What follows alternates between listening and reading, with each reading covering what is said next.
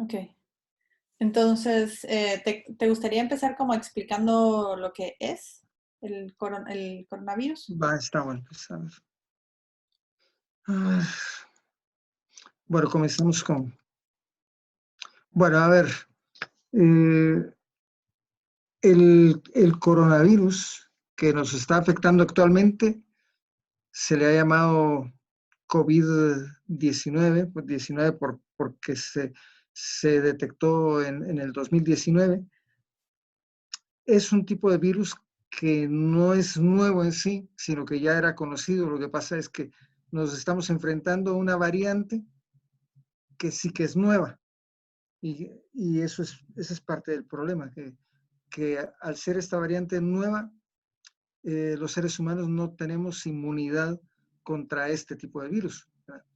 No es como con el virus de la gripe o algunos otros virus con los cuales nos enfrentamos con frecuencia, que están circulando desde hace muchos, muchos años y entonces más o menos hay inmunidad entre las personas. Ahora nos estamos enfrentando con una variante nueva de un virus que es viejo, y no tenemos inmunidad.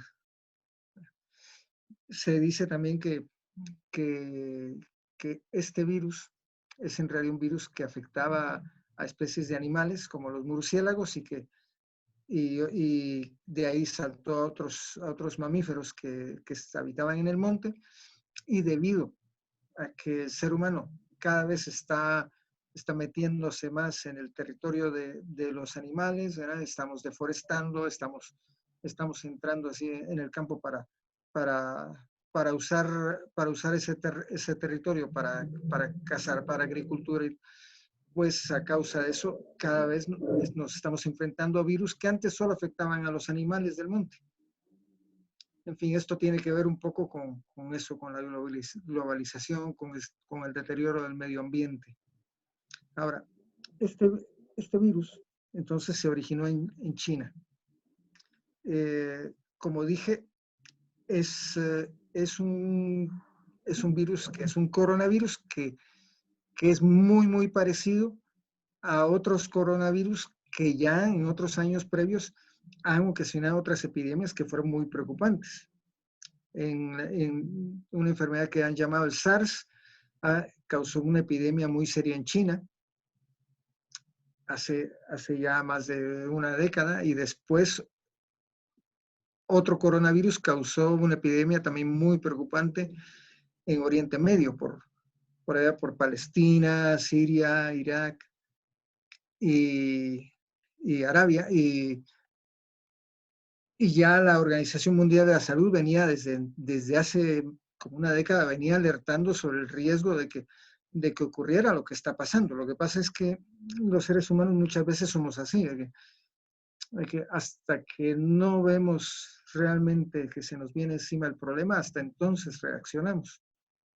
Como con el tema del cambio climático, que, los científicos están alertando desde hace mucho tiempo y realmente hasta que no veamos ya el problema muy, muy, muy serio, vamos a reaccionar así en serio. Bueno, pues entonces, este, este coronavirus ha afectado a otros países. Los países más afectados, además de China, han sido Irán, allá en Asia, y en Europa, Italia primero y después España.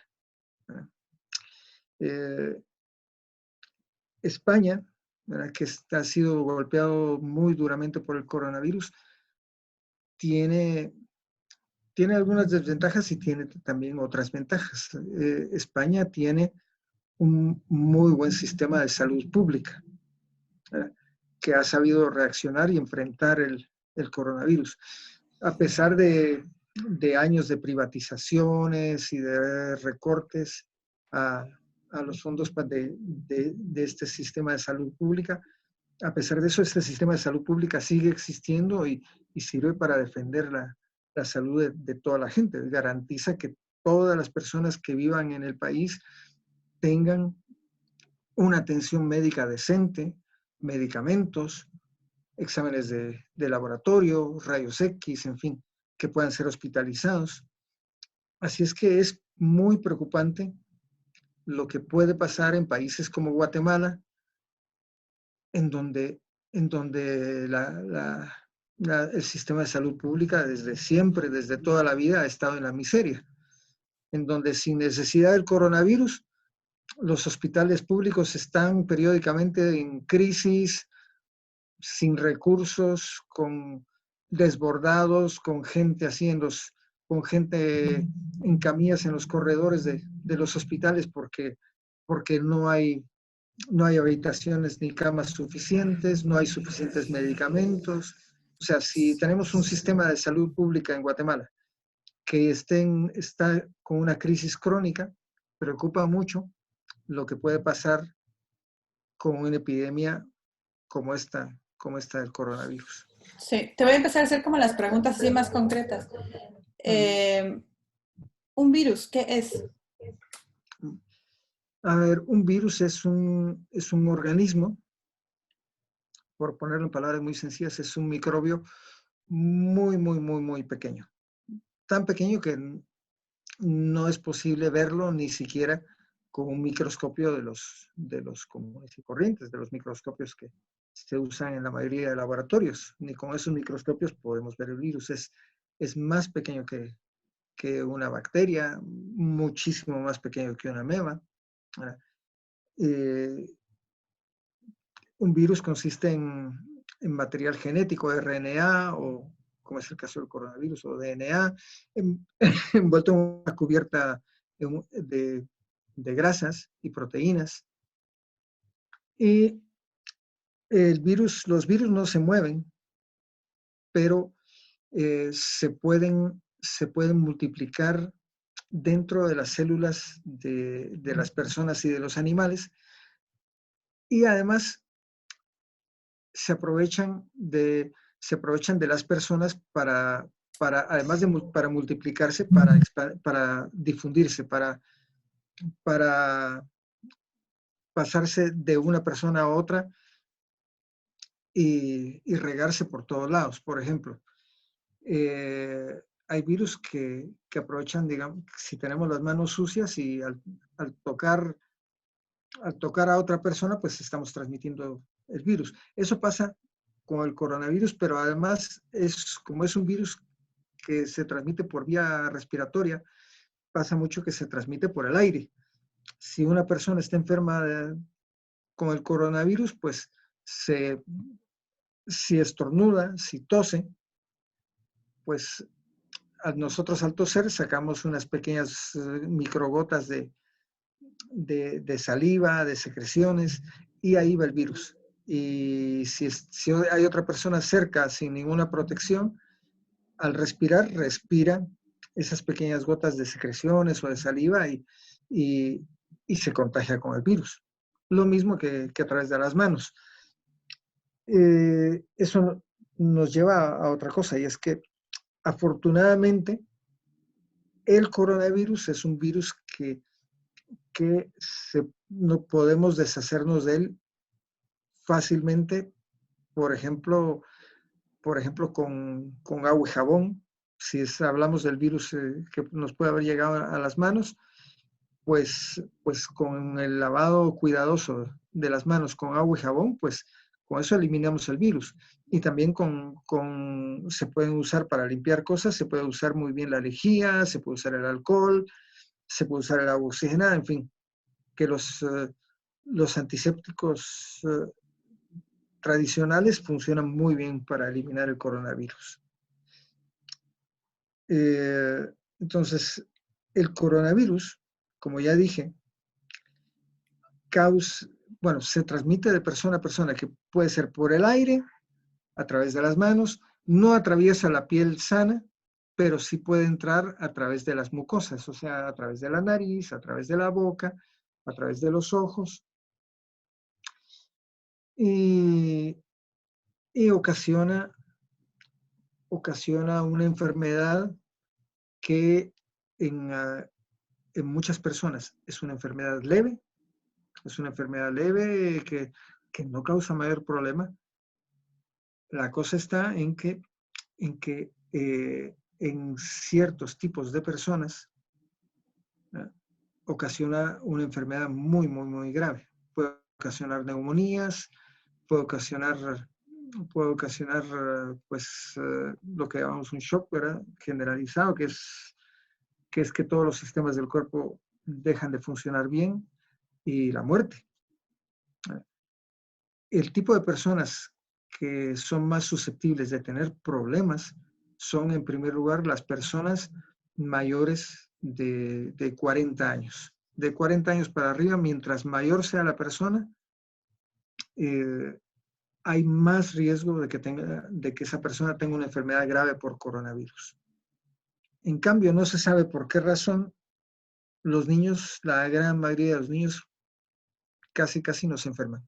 No tienen, no tienen casi síntomas. Y, y bueno, no hay factores que pueden hacer que una persona se enferme gravemente por coronavirus.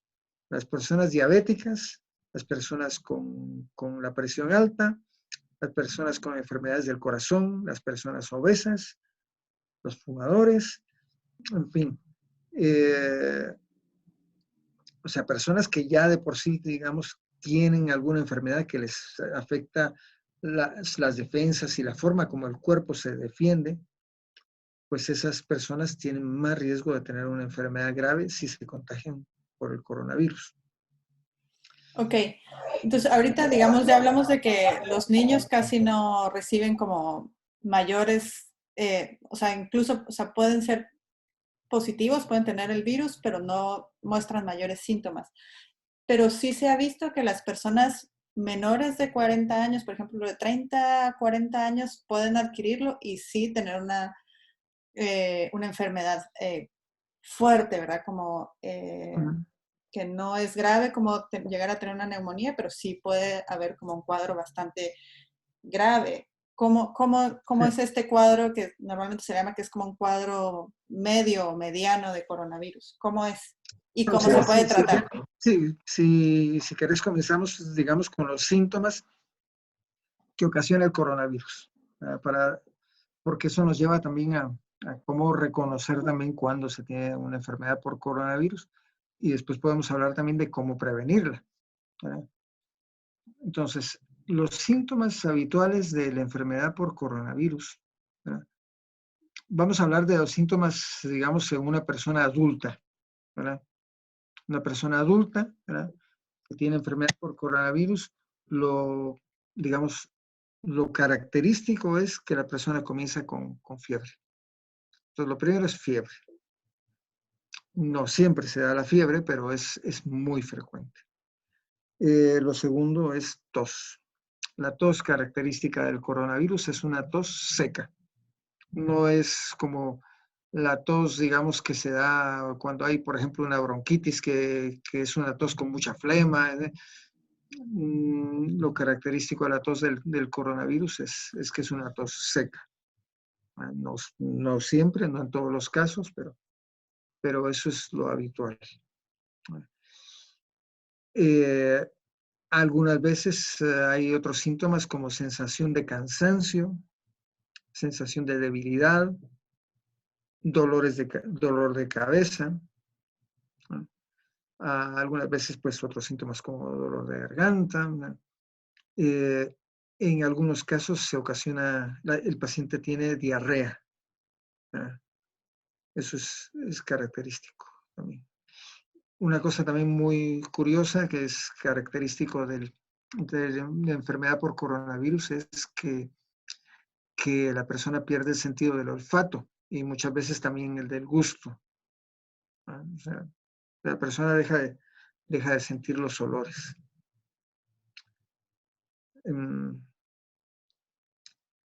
Eso es, digamos, lo habitual. La persona suele estar enferma de una semana a 2 semanas, ¿verdad?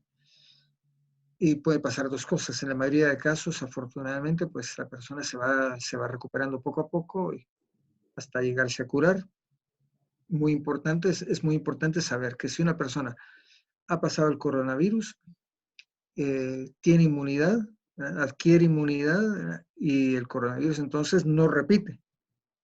La enfermedad por este coronavirus no repite. La persona que se enfermó por el coronavirus tiene defensas contra y ya no le vuelve a dar el coronavirus. Bueno, ahorita que mencionas el momento en el que uno atraviesa la enfermedad, uno al final tiene inmunidad, defensas, pero sigue siendo contagioso todavía por un periodo largo de tiempo, ¿no? Lo cual puede ser Sí, peligroso para los demás, ¿no? sí, se sabe que la persona puede ser contagiosa durante 2 semanas, por Más ejemplo. extras a 2 semanas, haber salido. sí, durante 2 semanas. Aunque también se sabe que la persona cuando está en el pico agudo de la enfermedad es cuando es más contagiosa, es cuando está expulsando más cantidad de virus. Bueno, pues entonces, si las cosas van bien, el enfermo se va recuperando poco a poco, ¿verdad? Baja la fiebre, quedará un poco de tos, pero bueno, el enfermo se va recuperando poco a poco. La cosa es que hay enfermos que no van bien, ¿verdad? Que no evolucionan bien y que pues por diferentes razones la enfermedad se les complica. Suele complicarse más o menos a la semana de tener fiebre o tos, la enfermedad empeora. Entonces empeora la tos, empeora la fiebre, aumenta la debilidad y el enfermo puede comenzar con dificultad para respirar. Con dificultad para respirar y esto generalmente es un síntoma de una neumonía. Este tipo de virus ocasiona una neumonía que característicamente es bilateral, es en los dos pulmones y que suele ser muy, muy, muy grave.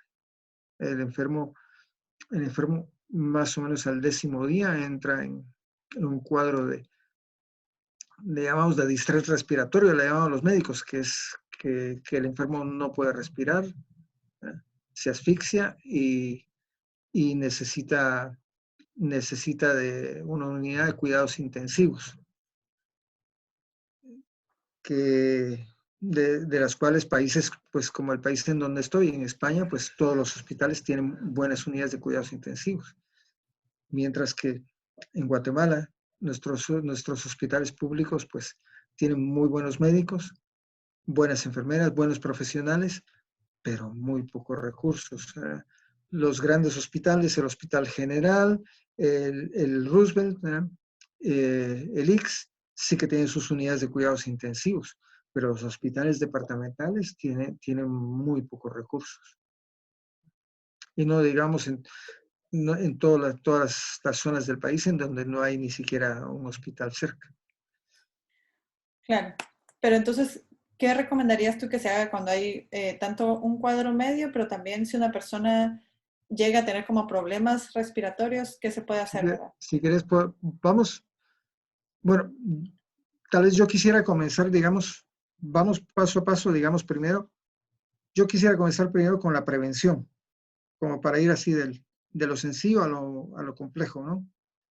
Entonces, lo primero es cómo hacer para no enfermarnos, que eso es lo más importante, sobre todo en un país como Guatemala, es fundamental lo de no enfermarnos, porque si nos enfermamos tenemos pocos recursos. Si alguien tiene mucho dinero, pues se va a un hospital privado, que sí tiene muy buen equipo, pero la mayor parte de la gente no tiene dinero para ir a un hospital privado y si va a un hospital privado se queda endeudado y es un desastre para la familia. Entonces, así es que es fundamental la prevención. Entonces, ¿qué tenemos que hacer para prevenir? Hay varias medidas muy sencillas, pero que requieren mucha disciplina. Lo primero es mantener la distancia de seguridad. Entonces se recomienda que todo el tiempo que estemos, digamos, si hablamos con otra persona, tenemos que estar a una distancia de 1,5 metros a 2 metros y no debemos de acercarnos. ¿Sí? Mientras más cerca estamos de otra persona, más fácil es que respiremos ahí las microgotas estas que se producen también al hablar, no solo al toser y a estornudar, sino también al hablar. Y si esa persona tiene el virus, nos lo puede pasar. Así es que distancia de seguridad. Segundo, exponernos lo menos posible a otras personas. Eso quiere decir quedarse en la casa. Tenemos que sacrificar otras actividades y tenemos que quedarnos en la casa. Salir lo menos posible hasta que esta epidemia pues esté controlada. Así es que ahora toca sacrificarse e intentar no salir de casa, salir lo menos posible. Tercero, si salimos, tenemos que tener unas cuantas medidas básicas como son. Al entrar en la casa, inmediatamente nos tenemos que lavar las manos muy bien con agua y jabón. Y antes de lavarnos las manos, tenemos que tratar de no tocarnos la boca, la nariz, los ojos, que eso parece sencillo, pero en realidad no es tan sencillo, porque muchas veces nos estamos tocando la cara sin darnos cuenta. Entonces necesita mucha disciplina, ser muy consciente de ello. Y si estamos en la calle, si no nos hemos lavado las manos, no nos toquemos la cara, mucho menos la boca, nariz y ojos. Y de ahí, otra medida importante, si salimos a la calle, que vuelvo a repetir, hay que intentar no salir, pero si salimos, ¿verdad?, hay que cubrirse la boca y la nariz. Lo ideal es usar algún tipo de mascarilla. Lo que pasa es que las mascarillas pues no están al alcance de la mayoría de la población en Guatemala. Entonces, nosotros podemos improvisar algún tipo de mascarilla con una buena tela, si es una mujer, pues con un rebozo. La cosa es que sí que vamos a tener que acostumbrarnos a que si salimos y vamos a hablar con otras personas, tenemos que llevar cubiertas la boca y la nariz. Muy bien, entonces esas son medidas así fundamentales, son medidas muy sencillas, pero, vuelvo a repetir, requieren mucha disciplina y mucha constancia. Ahora, estos, digamos, son medidas para tratar de no contagiarse. ¿Qué pasa si comenzamos con síntomas? Bueno, si comenzamos con síntomas, hay que recordar que, o sea, hay que saber también que el hecho de que tengamos ahora la pandemia esta del coronavirus no quiere decir que hayan dejado de existir otras enfermedades. Siguen existiendo otras enfermedades, las de toda la vida, era un catarro simple, amigdalitis, bronquitis, en fin. Eso sigue existiendo igual que antes, ¿verdad? Así es que en general tenemos que tomar las medidas habituales al principio, las medidas habituales que vamos a tomar frente a otras enfermedades respiratorias. O sea, lo primero es, tenemos que recluirnos en casa, ¿verdad? En esta situación, si alguien de la familia se enferma y está con tos y está con fiebre, no sabemos si es un coronavirus o es otra cosa. Como no lo sabemos, tenemos que tomar precauciones. Entonces, hay que mantener la distancia de seguridad dentro de la casa, lavado de manos con agua y jabón toda la familia, incluyendo el enfermo en especial, pero también todos los demás. El enfermo tiene que mantenerse con la boca y la nariz tapadas, y puede ser con una mascarilla, y si no, se tiene que preparar con algún otro tipo de tela, algo para cubrirse la boca y la nariz. Además de eso, es importante tener un termómetro para ir controlando si el enfermo tiene fiebre.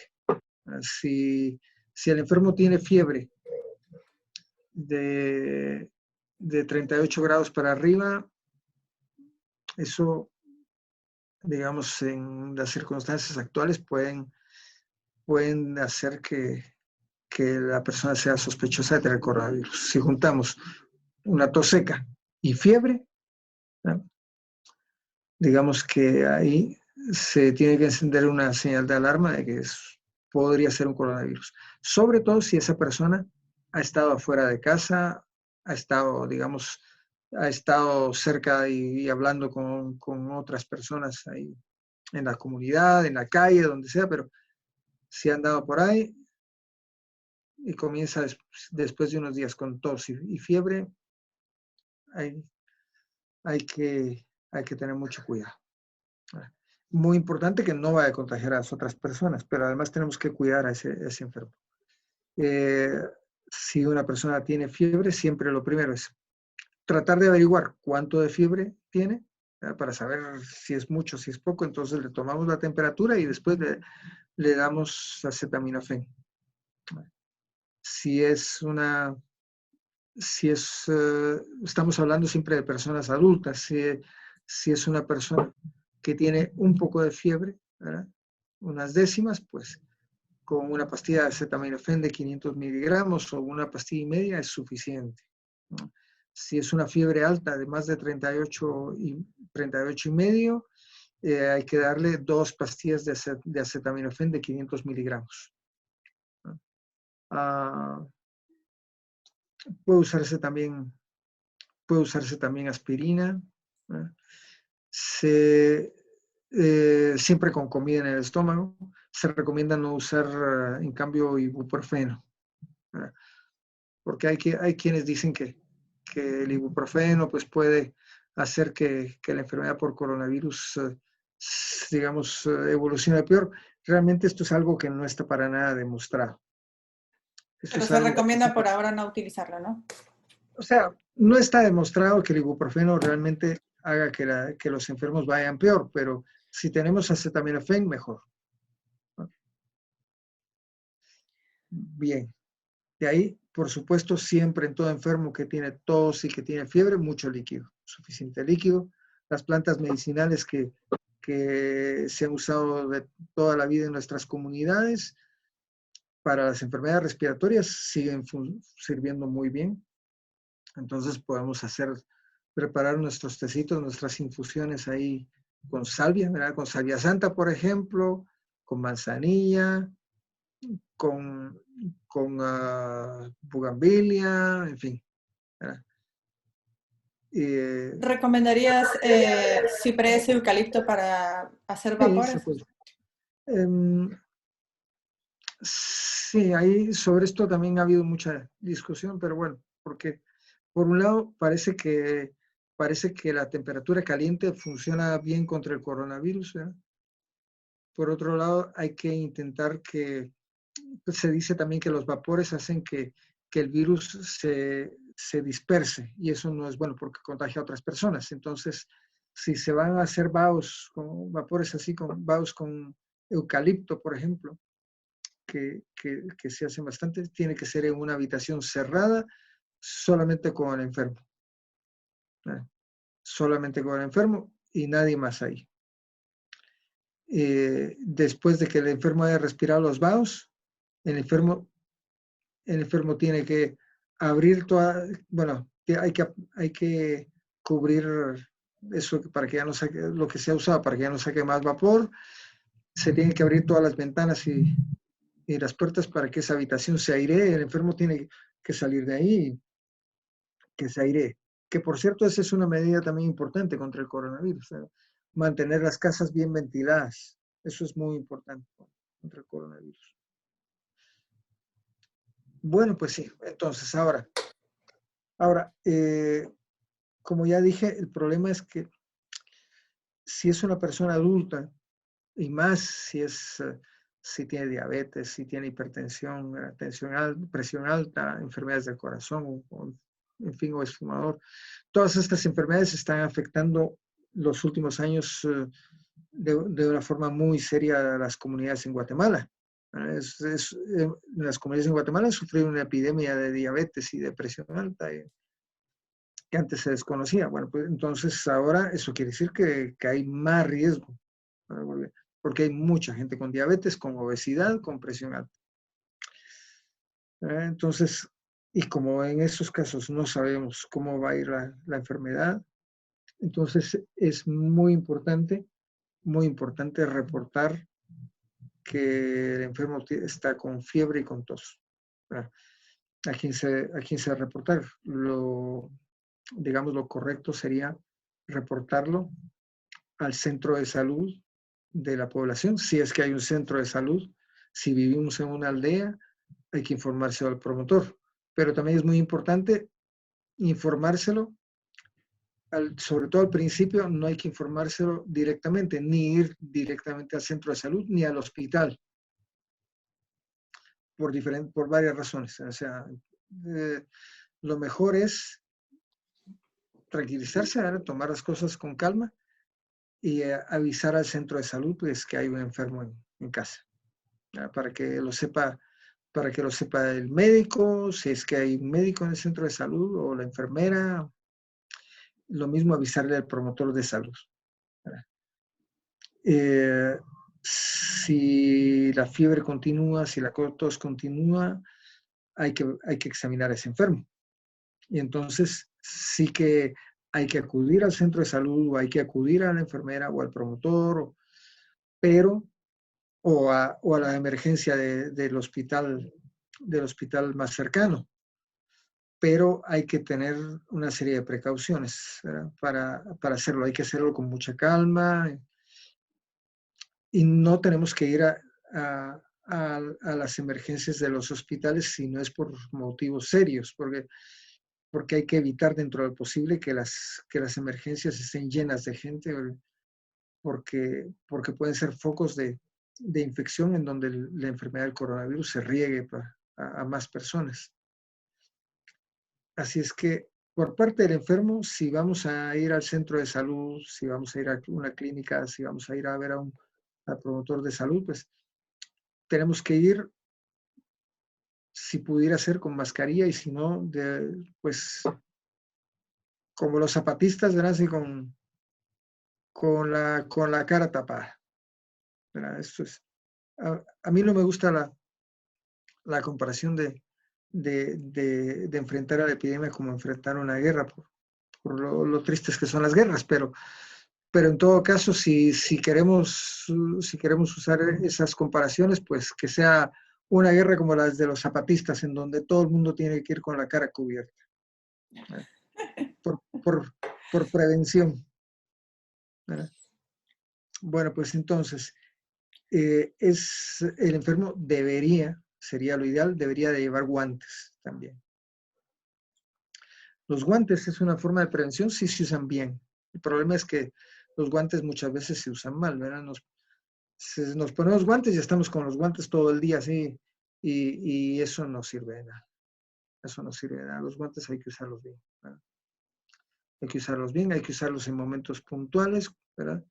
Y usarlos con mucha precaución. Si tenemos guantes, los contaminamos y nos tocamos la cara, pues es lo mismo que si lo hacemos con las manos. Eso no sirve. Si tenemos guantes, pues hay que usarlos con mucho cuidado y después quitárnoslos también con cuidado al regresar a casa. Bueno, pues entonces si vamos a ir al centro de salud, o si vamos con el promotor de salud, al médico o a la emergencia del hospital, tenemos que ir entonces con la nariz y la boca tapadas y con las manos también con guantes, es lo ideal. Cualquier tipo de guantes es igual. Y por otra parte, también el personal de salud, sea comunitario, en centros de salud, en hospitales, ¿verdad? Tiene que estar preparado, tiene que estar avisado de que va a llegar el enfermo. Entonces, porque el promotor de salud o el médico o la enfermera también deberían de estar con una mascarilla y con guantes, deberían de estar preparados para atender al enfermo. Entonces, tiene que ser, digamos, protección de doble vía. El enfermo y la persona que atiende tiene que estar con la boca y nariz cubiertas. Bueno, entonces, si por desgracia, bueno, el enfermo en general siempre se va a quedar en casa, pues no, si la enfermedad está comenzando, tiene que quedarse en casa, no, por lo general no se le hospitaliza, pero si la enfermedad va avanzando, muchas veces no hay más remedio que hospitalizarle. Entonces eso ya, en esos casos, pues hay que acudir, si la enfermedad avanza, hay que acudir a la emergencia de un hospital y con las mismas medidas que ya dije, hay que avisar que va el enfermo, hay que ir con la nariz y la boca cubiertas. Muy importante que no vaya toda la familia, sino que vaya solamente una persona o dos de acompañantes, ¿verdad? Y todo el mundo se tiene que cubrir muy bien y lavarse las manos, en fin, hay que, hay que tener mucha precaución. ¿Cómo puede ser un trabajador de salud comunitario para poder examinar a sus pacientes sin contagiarse? Sí, esto, digamos, esta parte diría, digamos, iría dirigida a los trabajadores de salud comunitarios, ¿no? A los promotores de salud, a los promotores de salud, a los enfermeros que están en los puestos de salud, a las comadronas, a cualquier persona que se dedique en su comunidad a cuidar a los enfermos. Eh, Hay que ser muy consciente de que este tipo de virus es un virus muy contagioso y el personal de salud se tiene que cuidar mucho para no enfermarse y al mismo tiempo no contagiar también a otros pacientes. Así es que es muy, muy importante que el personal de salud se cuide. Lo primero es que tiene que tener puesto una mascarilla. Otra vez, si el promotor de salud o el enfermero auxiliar pues no tiene una mascarilla, se lo va a tener que arreglar de otra manera, ¿eh? Con un buen pañuelo de tipo paliacate, por ejemplo, como ya dije, pues puede usarse, ¿verdad? Cualquier tipo de tela que se use, mientras mejor sea la tela, pues, y mientras menos transpire, pues mejor, ¿verdad? Porque siempre cualquier tipo de tela que se ponga para cubrirse la boca y nariz va a ser mejor que no llevar nada. Así es que si tienen mascarilla, hay que usar mascarilla. Si no hay mascarilla, pues un pañuelo. ¿Eh? Ahora, si, si creemos que, o sea, si hay motivos de peso para pensar que ese enfermo tiene el coronavirus, ¿ah? Que puede ser un enfermo, por ejemplo, que lleva ya más de una semana con fiebre y tos y está comenzando a respirar mal. ¿Ah? Peor si nos dice que ha perdido el sentido del olfato y está en malas condiciones, eso, eso definitivamente tiene que hacer sospechar al promotor de salud o al enfermero o enfermera, así que puede ser un paciente con una neumonía por coronavirus. En esos casos hay que prepararse para antes de acercarse al enfermo.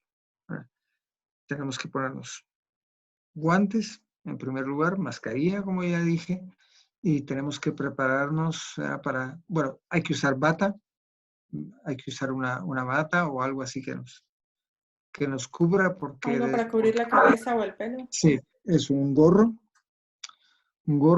y encima de todo eso, conviene usar bolsas de plástico. Entonces, pues, se pueden usar, por ejemplo, las bolsas de basura. Las bolsas negras de basura funcionan muy bien para esto. Entonces, agarramos una bolsa grande de basura y le abrimos un hoyo de cada lado para los brazos y otro para la cabeza. Entonces nos la vamos a poner encima de nuestra ropa. Deberíamos de tener una ropa solo para el trabajo, porque cuando regresemos a nuestra casa nos vamos a tener que quitar esa ropa y echarla a lavar, ¿verdad? Con mucho cuidado. Bueno, pues entonces nos ponemos, como ya dije, nuestra ropa de trabajo, guantes, una bolsa plástica grande así de basura, gorra, mascarilla. Es conveniente, si puede ser, ponerse algún tipo de anteojos, ¿no? También para proteger los ojos. Y, eh, y se puede hacer eso donde yo trabajo se ha hecho mucho, ¿eh? Usar también bolsas de basura para preparar como mangas plásticas. Entonces, de forma que nos cubrimos el cuerpo con una bolsa grande de basura y de ahí las mangas, con cada manga con una manga plástica así hecha con bolsas de basura. Esto se puede preparar fácilmente con anticipación, ¿no? Y de ahí guantes. Si tenemos suficientes, lo ideal es doble guante. No porque el virus vaya a atravesar el guante, sino porque el doble guante va a servirnos para que el guante de afuera lo vamos a usar para tocar al enfermo, para cualquier cosa, y después nos quitamos el guante de afuera, después de ver al enfermo.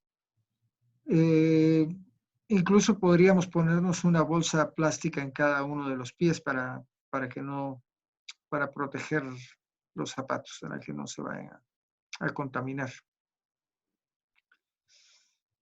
De ahí, pues, y de ahí toca ver al enfermo, ver qué tal está respirando. Si tenemos termómetro, si el promotor de salud tiene termómetro, pues saber si tiene fiebre. Hay que tener mucho cuidado, o sea, todo esto ya tiene que ser con los guantes puestos y hay que tener mucho cuidado después de usar el termómetro, de que hay que desinfectarlo con alcohol.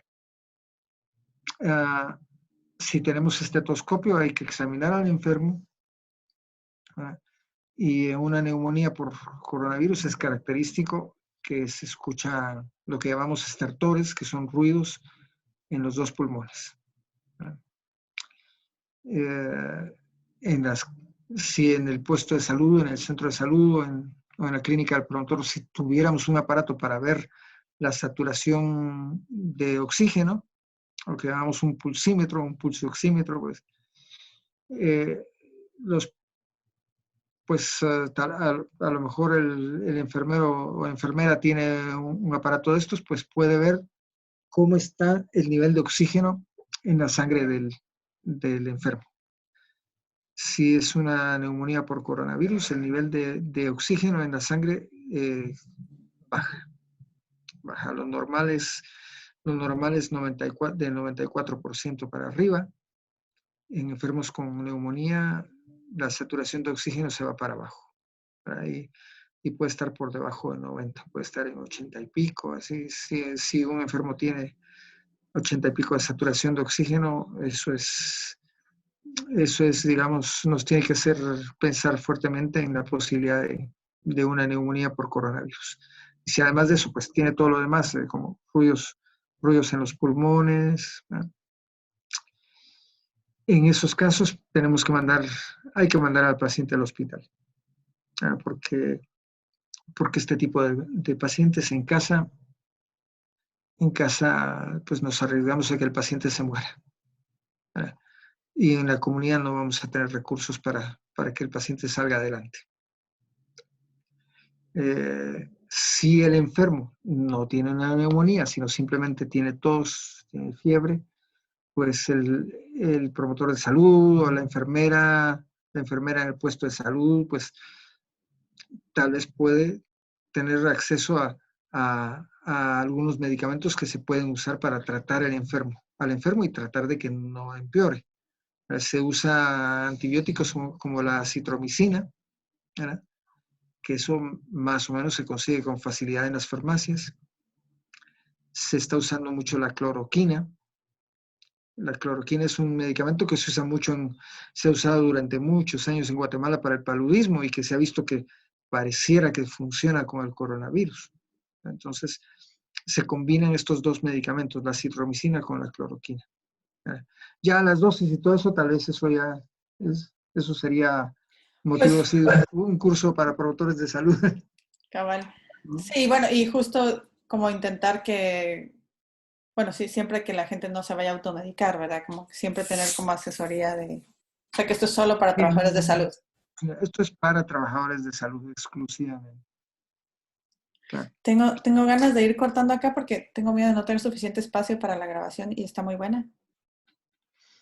Bueno, pues solo quería hacer la reflexión acá de lo importantísima que es para nuestra sociedad, para todas las sociedades de todos los países del mundo, que cada país tenga un sistema de salud pública fuerte, ¿verdad? Que dé una atención médica a los enfermos digna, ¿verdad? Como debería ser en Guatemala y que por desgracia no es. Hay que mencionar muy, muy importante que a raíz de la reforma del sistema de salud que impulsó la anterior ministra de Salud Pública, la Lucky Mac, gracias a esa reforma, muchas comunidades del área rural tienen ahora por lo menos un pequeño puesto de salud con una enfermera o enfermera auxiliar que durante décadas, durante años de años, nunca hubo algo así. Entonces ahora por lo menos hay pequeños puestos de salud en las aldeas y eso ya es algo, ¿verdad? Entonces, tenemos que ser conscientes de lo importante que es un sistema de salud pública fuerte y con recursos para atender bien a la gente y en estas circunstancias es indispensable. Así es que un motivo para el cual luchar, ¿verdad? Defender una sanidad pública digna, ¿verdad? Y que atienda a todo el mundo con recursos. Bueno, déjame que pare de grabar.